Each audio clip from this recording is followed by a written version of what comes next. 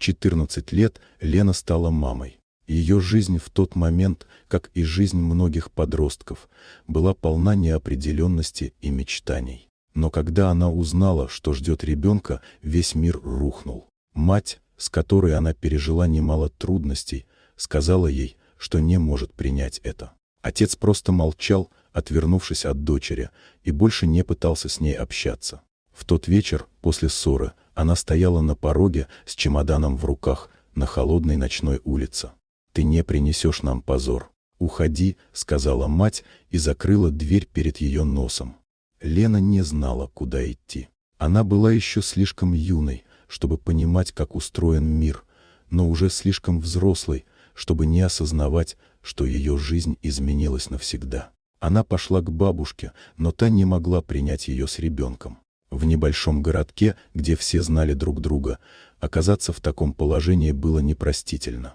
Через несколько недель Лена нашла приют в доме для несовершеннолетних матерей. Там она познакомилась с другими девушками, оказавшимися в похожей ситуации. Несмотря на трудности, она научилась справляться с новой реальностью. Ребенок был ее единственным спутником, и в нем Лена искала смысл, даже когда ей было тяжело. Прошло несколько лет.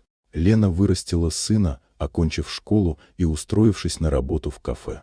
Жизнь не была легкой, но она шла вперед, изо дня в день. Однажды ей пришлось вернуться в свой родной город, чтобы решить какие-то вопросы.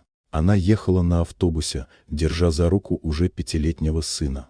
Когда она подошла к своему дому, почувствовала странное волнение. Прошло много лет, и за это время много что изменилось, но этот дом все равно оставался частью ее прошлого. Лена не знала, чего ожидать.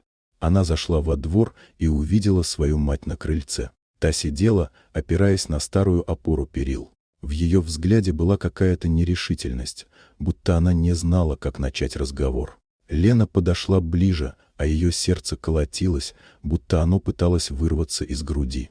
«Лена», — начала мать, — «я не знаю, как тебе это объяснить, но я...»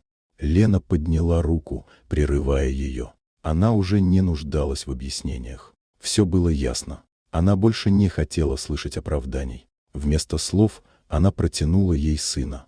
«Это мой сын», — сказала Лена. «Он тот, кого я должна была защитить. И я сделала это». Ее мать смотрела на нее, не веря своим глазам. Девочка, которую она выгнала, стала женщиной, сильной и независимой. Прошло еще несколько месяцев. Лена вернулась в родной дом не для того, чтобы остаться, а чтобы показать всем, что она справилась, что она стала тем человеком, которого когда-то, возможно, никто не ждал увидеть. В городе ее увидели не просто как мать-одиночку, а как женщину, которая выжила, несмотря на все препятствия. Люди, когда-то осудившие ее, теперь не могли не восхищаться ее силой и стойкостью. И так, год за годом, Лена строила свою жизнь, а ее мать наконец начала понимать, как много потеряла, когда выгнала дочь. Но она понимала, что шансов все вернуть нет. Все, что ей оставалось, это смотреть на то, как Лена с гордостью и решимостью продолжает свою дорогу. Дорогие друзья, если вам понравилось видео, поставьте лайк, а также подписывайтесь на канал, где найдете еще много интересного.